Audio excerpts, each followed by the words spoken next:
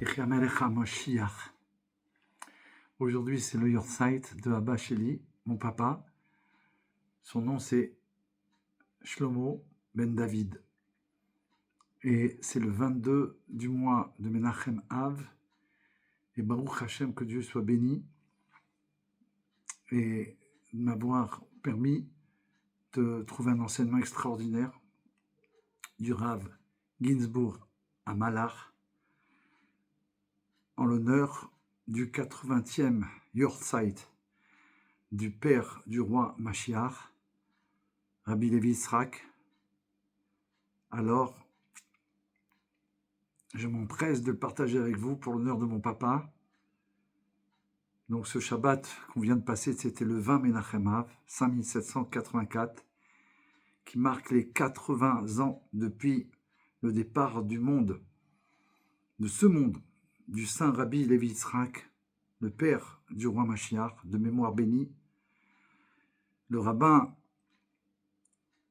Shel Mashiach était un grand rabbin résolu d'une ville relativement grande qui a dirigé sa communauté pendant des périodes difficiles, très compliquées, et a affronté les horreurs du régime communiste avec abnégation, ce qui a finalement conduit à son arrestation, à son exil et à sa mort alors qu'il était encore en exil.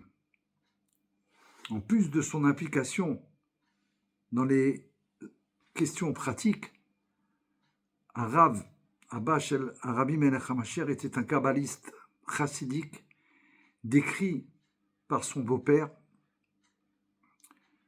le beau-père du roi Mashiach, donc le 6e rabbi, le rabbi Rayaz, comme le plus grand kabbaliste de sa génération. Imaginez, le Rav Levi Yitzhak a étudié tous les aspects de la Torah, les versets bibliques, les enseignements des sages, le Zohar, les discours chassidiques, à travers le prisme des enseignements du Hari Akadosh, du Harizal, avec une précision extraordinaire, dans chaque mot, et même dans chaque lettre, expliquant chaque détail selon les principes de la Kabbale, clairement exposés dans son esprit brillant et Kadosh. Malheureusement, presque tous les écrits du Rav Levi Yitzhak, Abba Shel Mashiach, des dizaines de milliers de pages écrites ont été confisquées et ont disparu aux mains des communistes. Seules ces lettres saintes, conservées par d'autres, et les livres du Zohar et du Tanya qu'il avait avec lui pendant son exil et sur lesquels il inscrivait des notes en utilisant de l'encre fabriquée par son épouse, la rabbinite Chana, Ima shel Rabbi Melech HaMashiach, la sainte mère du Rabbi Melech HaMashiach. Elle faisait cette encre à partir de plantes qu'elle avait trouvées. Et elle a survécu, Baruch Hashem.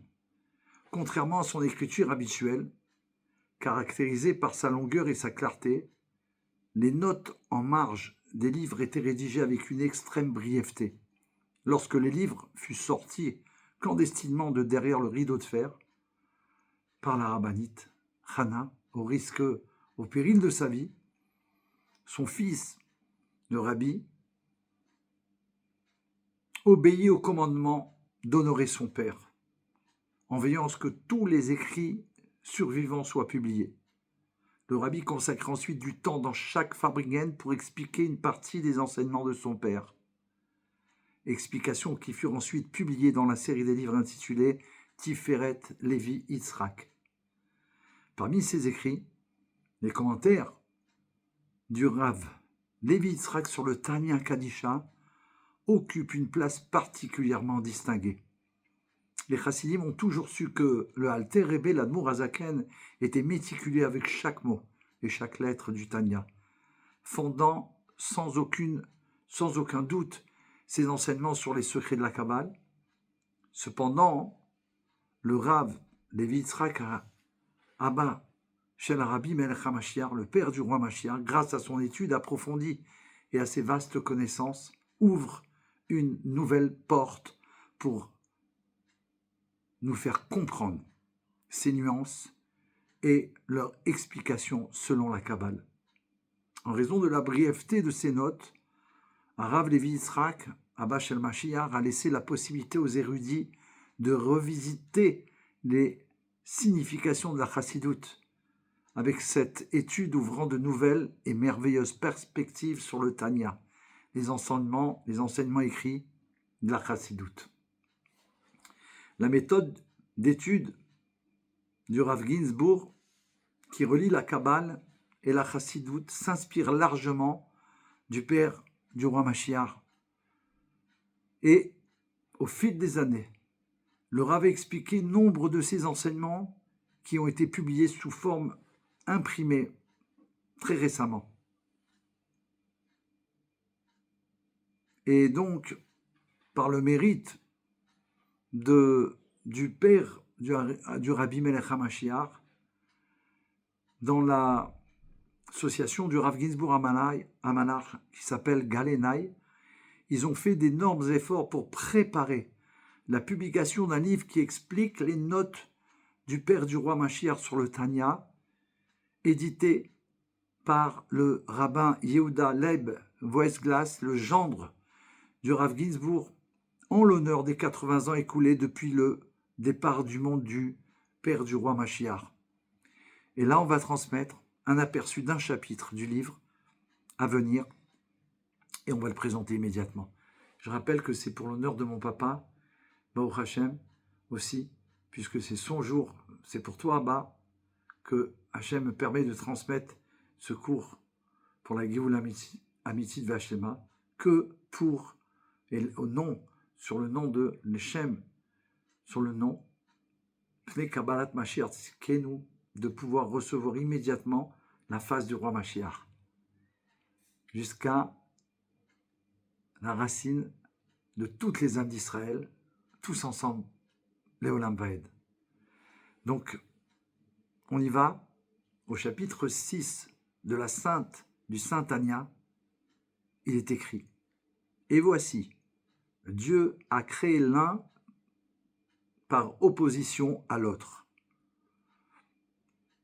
Tout comme l'âme divine est composée de 10 saintes séphirotes et est vêtue de 3 vêtements sacrés, de même l'âme de la dimension d'impureté, de la réalité qui cache la piété, ce qu'on appelle la Sitra Achra, qui dérive de la Klipat Noga, qui est l'enveloppe intermédiaire, et est revêtue du sang d'une personne. Elle est composée de 10 couronnes d'impureté. Ce sont les 7 attributs négatifs qui surgissent à partir des 4 éléments négatifs mentionnés précédemment et de l'intellect qui les produit, qui est divisé en 3.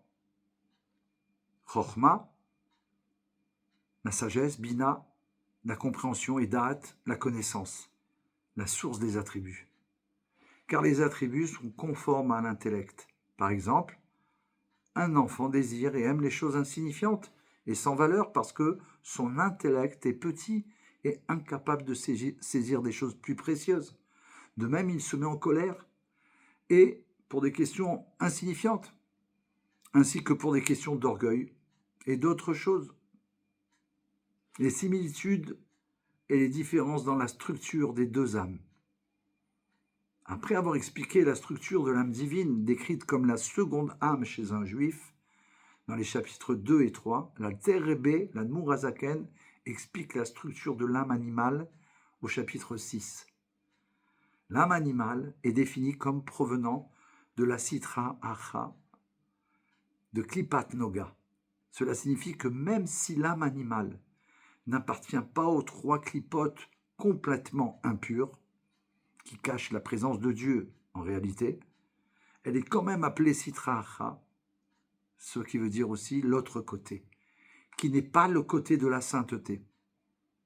Alors que l'âme divine est composée de 10 saintes sphirotes, l'âme animale est composée de 10 couronnes d'impureté. Cela indique que l'âme animale contient des forces d'impureté, bien qu'elles ne proviennent pas entièrement des clipotes impures, car elle contient également des éléments de bien. Et selon les propos même du père du roi Mashiach,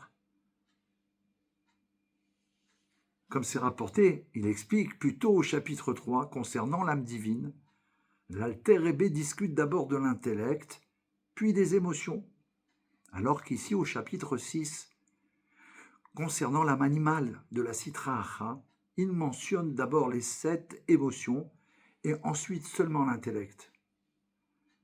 Le rabbi Lévi Yitzhak, père du roi Mashiach, explique que la raison de cette différence réside dans la distinction fondamentale entre les deux âmes. Qu'est-ce qui est primordial dans la structure de l'âme? L'intellect ou les émotions? Les émotions sont-elles simplement un produit de l'intellect? Ou l'intellect est-il destiné à générer des émotions? Question. Encore une fois, selon les propres mots du rabbin Lévi Yitzhak, du Rav Lévi Yitzhak, Rabba Shel Mashiach, dans l'âme divine, l'élément premier et initial est l'intellect. C'est pourquoi sa demeure est dans le cerveau, qui est le siège de l'intellect, comme expliqué plus loin au chapitre 9 du Tanya Kadisha. Par conséquent, ces émotions sont des émotions intellectuelles. En revanche, dans l'âme animale, l'élément premier et initial sont les émotions. C'est pourquoi sa demeure est dans le cœur, siège des émotions, comme il est dit ici. En conséquence, ces émotions sont des émotions naturelles. Le Rav Lévi Yitzhak, Abba Shel Mashiach, il fait référence au chapitre 9 du Tanya, où sont expliquées les demeures des âmes. L'âme divine réside dans le cerveau, ce qui démontre que son aspect principal est l'intellect, les émotions n'en étant qu'un dérivé. En revanche, la demeure de l'âme animale se trouve dans le cœur, ce qui indique que son aspect principal est constitué par les émotions. Le rôle de l'intellect étant uniquement de générer et de guider ces émotions. Cela ressort également de la formulation précise du Tanya ici, et de l'intellect qui les produit, signifiant que l'intellect de l'âme animale n'a pas d'essence indépendante. Son seul but est de générer des émotions. La différence fondamentale entre les âmes entraîne également une différence quant à la nature de leurs émotions. Les émotions de l'âme divine sont connues sous le nom de émotions intellectuelles, tandis que les émotions de l'âme animale, comme le Rav Lévi Yitzhak à Abba Shel Rabbi Melech HaMashiach explique, plus en détail dans son commentaire, elles sont naturelles, les émotions. Les émotions intellectuelles sont plus contenues et mesurées. Une personne ne se laisse pas emporter par elles. En revanche, les émotions naturelles sont intenses et impulsives, un peu comme ce qui est dit à propos du fils aîné de Jacob, Rouven, qui a perdu son droit d'aînesse parce qu'il était instable, comme l'eau, bouge tout le temps. Ensuite, Abba Shel Mashiach, il va nous délivrer un secret. Notre chapitre, toujours le chapitre 6 du Tanya, commence par les mots « Et voici, Dieu a fait ceci » dans les notes à Lévi Yitzhak, explique ce commentaire qui est opposé à la préséance des émotions sur l'intellect dans l'âme animale, correspond au mot « ceci », qui fait allusion au monde de Tohu, le chaos, la racine de l'âme animale. C'est sa racine. Dans ce monde aussi, les émotions précèdent l'intellect.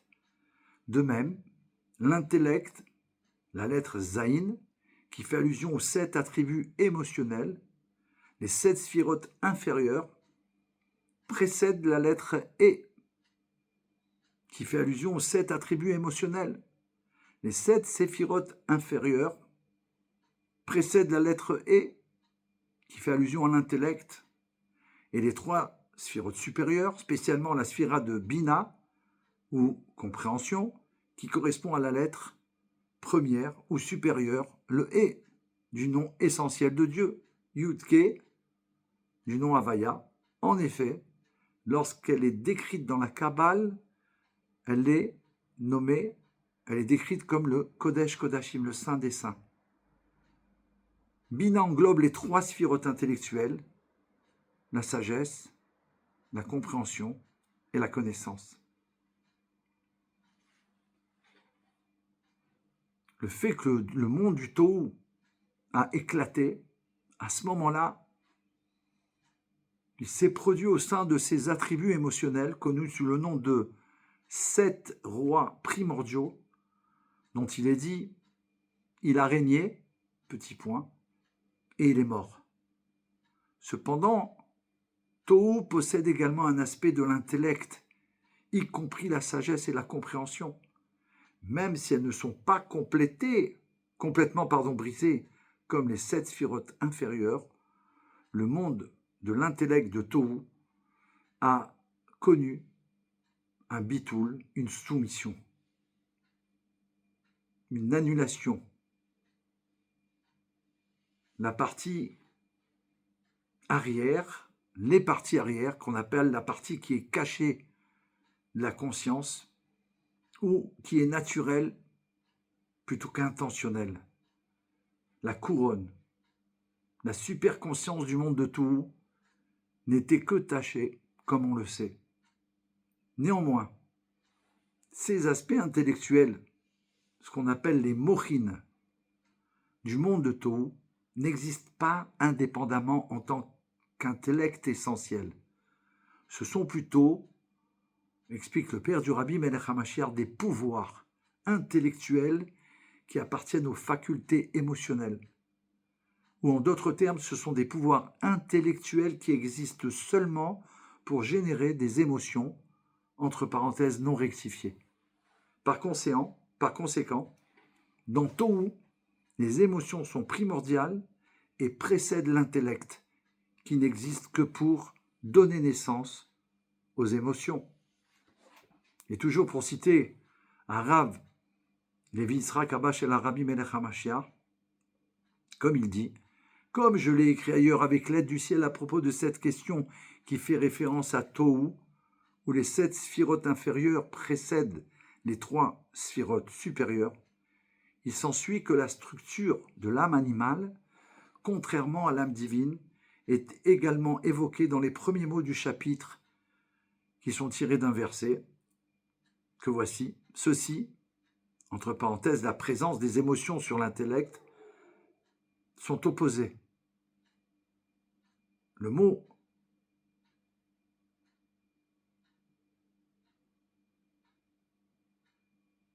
cela en hébreu est le même que ceci en hébreu, mais dans la Gdusha, il fait allusion au verset « Ceci est mon Dieu, et je le glorifierai », car on sait que Moshe Rabbeinu a prophétisé avec le mot « ceci ». Un phénomène similaire se retrouve dans le verset, et celui-ci ne s'approcha pas au-delà. Et celui-ci ne s'approcha pas de celui-là. Ça, ce verset qui parle quand les Israélites et les Égyptiens, tout comme ici, il parle de l'âme divine contre l'âme animale, il y a aussi une source explicite dans l'Écriture où ceci fait référence à l'impureté de l'Égypte. Dans la déclaration de Moshe Rabbeinu aux peuples enfants d'Israël, souvenez-vous de ce jour où vous êtes sortis d'Égypte, de la maison de servitude. C'est avec une main puissante que l'Éternel vous a fait sortir d'ici. C'est-à-dire, littéralement, vous a fait sortir de ceci. Et aucune patte levée ne sera mangée. L'exode d'Égypte est ainsi décrit comme un départ de sortir de ceci. Et ça, explique le père du Rabbi Melech HaMashiach, cela représente l'immoralité et la vanité. Dans la Kabbale du Harizal, le mot ce a généralement une signification différente et positive. Ceci est expliqué dans le Meoré Or par le rabbin Meir Poppers, qui a édité et publié de nombreux enseignements du Harizal dans les livres tels que le Etz Chaim et le Pri Etz Chaim, une encyclopédie kabbalistique fréquemment référencée dans le Likutei Torah du Alter Rebbe. Ceci, en hébreu, est un nom pour la sphira de Yesod, de fondation, comme évoqué dans la phrase « Celle-ci nous réconfortera », parce que la fondation réconforte le monde avec son flux. Ceci est aussi une connotation pour la beauté, Tiferet, car elle fait allusion aux 12 permutations du nom à 4 lettres de Dieu, Havaya, et 12 est la guématria de ceci. L'effet de la beauté sur les fondations sont évoqués dans la phrase « celui-ci appelle celui-là ». En d'autres termes, ceci est associé à la sphira de fondation Yesod, le tzaddik qui est le fondement du monde, comme on l'a appris de Noach, le juste, dont son père, Lémer, a dit à sa naissance, celui-ci sera notre réconfort. Le rôle du tzaddik est aussi de réconforter, comme le rabbi Melech HaMashiach a témoigné lui-même. Dès le jour où j'ai commencé à fréquenter le Cheder, et même avant cela, l'image de la rédemption future a commencé à se former dans mon esprit.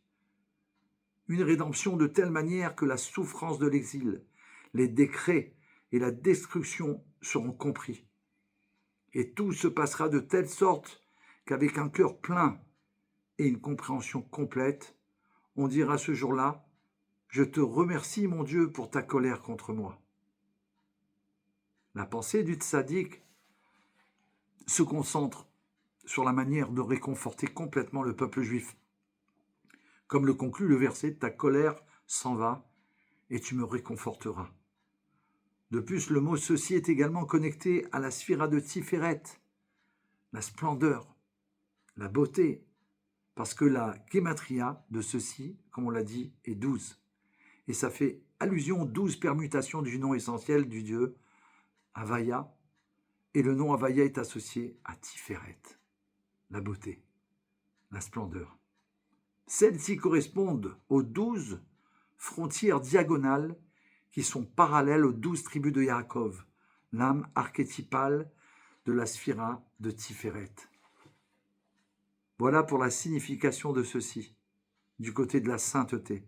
Cependant, le côté opposé de ceci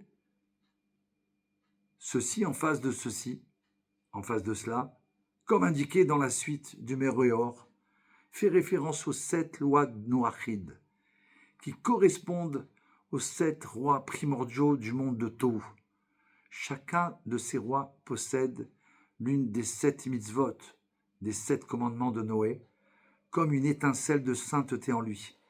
Il explique que ces 7 commandements, qui correspondent aux 7 attributs émotionnels, sont évoqués dans les lettres Aleph jusqu'au Zayin. Aleph correspond à la loi manger, interdit de manger, et verminachai, le membre d'un animal encore vivant. La lettre Bet, elle correspond ne pas blasphémer le nom de Dieu. La lettre Gimel correspond ne pas voler. La lettre Dalet correspond d'établir des tribunaux qui feront respecter les lois. La lettre E correspond aux actes futiles faisant référence à l'idolâtrie. La lettre Vav correspond au malheur, fait allusion à une effusion de sang, le meurtre, qui apporte malheur et lamentation au monde. Et la lettre Zayin, qui fait référence à la promiscuité, c'est-à-dire les relations sexuelles incestueuses. En utilisant cette interprétation par correspondance, les deux lettres du mot ceci, zaïn et zé, correspondent aux deux interdictions noachides contre les relations incestueuses et l'idolâtrie. Cela fait allusion à l'ordre du monde de Tohu, où les attributs émotionnels sont primaires. Vient d'abord le désir vil de relations immorales qui est enraciné dans les émotions, suivi de l'idolâtrie qui est avant tout une distorsion intellectuelle. Les sages ont déclaré que les enfants d'Israël savaient que l'idolâtrie n'avait aucune substance, qu'elle était vaine et vide. Ils ne s'y sont engagés que pour se permettre des relations immorales en public. En d'autres termes, le motif principal est le désir ignoble de relations sexuelles immorales et l'intellect suit, conduisant à l'erreur et à la confusion. Il faut absolument échapper à l'impureté de l'Égypte. Comment mentionner ci-dessus l'impureté de l'Égypte est appelée ceci. Rappelez-vous que maintenant on fait le ceci et le cela dans le contraire du bien. Souviens-toi de ce jour où tu es sorti d'Égypte, de la maison de servitude, car d'une main puissante, Havaya, t'a fait sortir d'ici. Selon l'interprétation selon laquelle ceci fait allusion à une conduite sexuelle immorale et idolâtre, on peut dire que l'impureté d'Égypte comprend des éléments des deux. Ceux-ci sont évoqués dans les deux expressions du verset. Quand tu es sorti d'Égypte, la maison de servitude. L'Égypte est appelée la nudité du pays, un lieu si imprégné d'immoralité sexuelle qu'il influence ce qui s'y trouve. Le Baal Shem Tov interprète cela quand Avram dit à Sarai, juste avant qu'il n'entre en Égypte, « Maintenant je sais que tu es ma femme, une femme de belle apparence. » C'était dû à l'influence du lieu sur lui.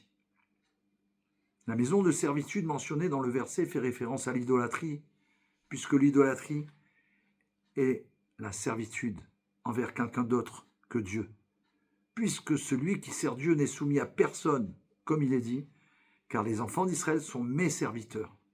Ce sont mes serviteurs et non des serviteurs de serviteurs. C'est expliqué dans la Chassidoute que, dans un sens subtil, toute implication ou attachement à quelque chose perçu comme distinct du service de Dieu est considéré comme une forme d'idolâtrie, un service qui n'est pas dirigé vers Dieu. D'autant plus que les enfants d'Israël étaient les serviteurs de Pharaon, qui se considérait comme une divinité et déclarait « Le Nil est à moi,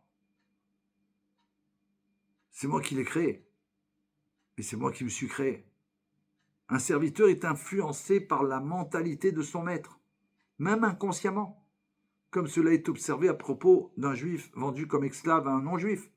Le serviteur pourrait dire « Puisque mon maître sert des idoles, moi aussi. » Pour cette raison, les enfants d'Israël ont reçu l'instruction concernant l'offrande pascale, le sacrifice de Pessah. En Égypte, retirez et prenez, ce que nos sages interprètent comme retirez vos mains de l'idolâtrie. La tâche quotidienne est de se souvenir de ce jour. L'aspect de ceci dans la sainteté comme dans le verset décrivant « Voici, ceci est notre Dieu », ainsi que les premiers mots du décalogue, les 10 paroles, « Je suis Havaya, ton Dieu, qui t'ai fait sortir du pays d'Égypte, de la maison d'esclavage, de servitude. » Et grâce à cela, on échappe à l'aspect impur de ceci. À la lumière de l'explication concernant la différence fondamentale entre l'âme divine et l'âme animale, où dans l'âme divine, l'intellect est primordial et les émotions suivent, tandis que dans l'âme animale, les émotions sont primaires et l'intellect les sert. Rav Yitzhak Ginsburg, le père du roi Mashiach, clarifie davantage des nuances supplémentaires. L'une des distinctions importantes entre les forces impures et la sainteté est que dans la sainteté, il y a une inter-inclusion de tout l'intellect et des émotions. Cependant, dans les clipotes, à commencer par les émotions du monde de Tohu qui est brisé, il y a individuation ou séparation. Chaque pouvoir de l'intellect est autonome et chaque faculté émotionnelle est autonome. Ainsi, chacun des rois primordiaux de Tohu a déclaré « Moi », entre parenthèses, et personne d'autre, régnera, indiquant un manque d'intégration. Cette différence est suggérée par le changement de formulation entre les chapitres décrivant les deux âmes. Au chapitre 3 du Tanya, Kadisha, il est déclaré « l'intellect comprend », qui fait allusion à l'inter-inclusion dans l'âme divine. Mais au chapitre 6, écrit l'Alter Rebbe, et l'intellect, qui les produit et divisé en trois, faisant allusion à l'individuation ou à la séparation des facultés dans l'âme animale. Dans l'âme divine, dans la sainteté, là, c'est l'intégration, et donc l'intellect est inclusif. Mais dans l'âme animale, dans la klipa, tout est séparé de tout le reste, et ainsi l'intellect est divisé. Cette explication peut également clarifier une autre question.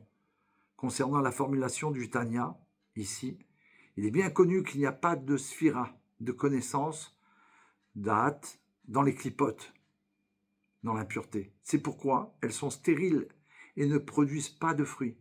Selon les mots du Zohar, un dieu étranger est stérile et ne porte pas de fruits. Néanmoins, l'Alter Rebbe compte le da'at parmi les facultés de l'âme animale, déclarant « Et l'intellect qui les produit, qui est divisé en trois, Chochma, Bina et Da'at ». Alors, comment expliquer cette contradiction ? Da'at, la connaissance, représente la connexion, comme écrit dans le chapitre 3 du Tanya. Celui qui lie son esprit, qui attache son esprit avec une connexion forte, tout comme la connaissance dans la sainteté produit un lien fort avec Dieu, de même dans l'âme animale, il existe un lien négatif où une personne est profondément immergée dans les affaires du monde. Et encore plus lorsqu'elle est accro, entre parenthèses pour eux. En d'autres termes, même au sein de la klipa, de l'écorce, il existe un élément de da'at, de connaissance, c'est-à-dire une capacité à créer de l'attachement et de la connexion.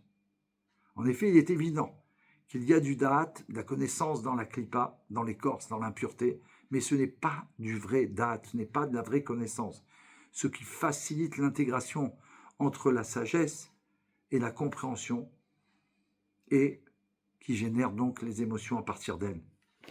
Pour élaborer, ajoutons que dans la sainteté, il existe deux niveaux de connaissance, Da'at Elyon, conscience supérieure, et Da'at Tarton, conscience inférieure. Da'at Elyon unit la sagesse et la compréhension, Chochma et Bina, tandis que dans le Da'at Tarton, elle relie l'intellect aux émotions.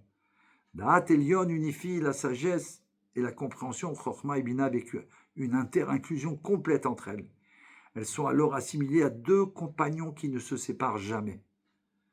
Une unité perpétuelle de lumière et de réceptacle, d'âme et de corps, le secret de la résurrection des morts. Par conséquent, lorsque les émotions naissent d'une telle connexion, elles possèdent elles aussi la qualité d'une inter-inclusion complète, que le produit soit les 7 sphirotes inférieures, produites par l'unification de la sagesse, Chochma, et de la compréhension Bina, ou que ce soit chez l'homme, à travers les facultés intellectuelles qui produisent des pouvoirs émotionnels rectifiés dans l'âme divine. En revanche, dans l'impureté, la klipa, l'enveloppe impure, il n'y a que da'at tarton, qui facilite simplement la transition de l'intellect aux émotions. Mais il n'y a pas de da'at elyon pour unifier la sagesse, Chochma, et la Bina, la compréhension, et créer un état d'interdépendance, un état de deux compagnons qui ne se séparent jamais au sein de l'intellect. En conséquence, comme les facultés intellectuelles ne se connectent jamais vraiment, mais restent séparées, les émotions qu'elles produisent souffrent également de la même chose et restent toujours séparées les unes des autres, chaque émotion étant indépendante à la manière de « je », entre parenthèses, je seul régnerai. Arav Levi Yitzhak le père du Ramashiach, explique maintenant une troisième nuance dans la variation du langage utilisé pour parler de l'âme divine, au chapitre 3, et de l'âme animale au chapitre 6. Au chapitre 3, il est indiqué 10 niveaux correspondant aux 10 sphirotes célestes, à partir desquels elles évoluent. Tandis qu'au chapitre 6, l'Alter Rebbe écrit 10 couronnes d'impureté. Cette différence de formulation est également liée au fait que la racine de l'âme animale se trouve dans le monde de Tohu, le monde du chaos, et que sa structure reflète ce monde. Le monde de Tohu est également connu sous le nom du monde des Nekudim. Nekudim, c'est les points, car chacune des sphirotes ne contenait que l'essence et le point de la sphira. Dans un état rectifié, chaque sphira se développe en 3 étapes connues sous le nom de Nekuda. Un Nekuda, c'est un point. Séphira et Partsouf. Ce processus est motivé par l'inter-inclusion continue des autres sphirotes en elles-mêmes. Dans l'état de Nekuda, le point, seul le point essentiel de la sphira est présent. Ensuite, dans l'état de la sphira, est inclus les autres sphirotes entre elles et ressemblent à une ligne. Enfin, dans l'état du Partsouf, un deuxième niveau d'inter-inclusion est atteint, les 10 sphirotes étant inter-incluses dans les 10 sphirotes produisant un plan bidimensionnel. Cependant, dans le monde de Tohu, chaque sphira ne demeure qu'un point initial dans l'essence générale et sa couronne. Dont l'essence générale est, EST, sa couronne. Et toujours pour citer le Rav Levi Yitzhak, le Abba Shel Rabbi Melech HaMashiach, concernant la structure de la Sitra Achara, le Tanya utilise le terme de 10 couronnes plutôt que Sphirot, car sa racine se trouve dans Tohu, où seule la couronne de chaque sphira était présente. La couronne, en hébreu Keter, de chaque sphira représente sa volonté. L'aspect extérieur de la couronne est ainsi dans chaque sphira de Tohu. Il n'existe que la volonté de moi seul régnerait, qui est symbolisée par le nom Avimelech, représentant le désir d'être roi. En hébreu, le préfixe Avi signifie désir ou volonté, et Meler signifie simplement roi. Quand il y a une forte volonté du « je régnerai », il n'y a pas de place pour l'inter-inclusion. Chaque faculté au pouvoir de l'âme est seule, sans laisser de place aux autres. Par conséquent, tout existe dans un état d'incohérence et de chaos et est finalement destiné à se briser. Enfin, dans une autre note entre parenthèses, Rav Levi Yitzhak, Abba Shel Rabbi Melech HaMashiach, souligne une allusion supplémentaire qui relie l'âme animale, qui dérive des clipotes impures à sa racine dans le monde de Tohu. Et il explique, et Tohu correspond à la valeur numérique de 63, Sag. Comme il est écrit, c'est un des noms de Dieu. Samer Gimel. Comme il est écrit, ils sont tous impurs, Sag, ensemble, faisant référence à un état d'impureté qui, en araméen, est appelé Masavuta. La racine de ce mot est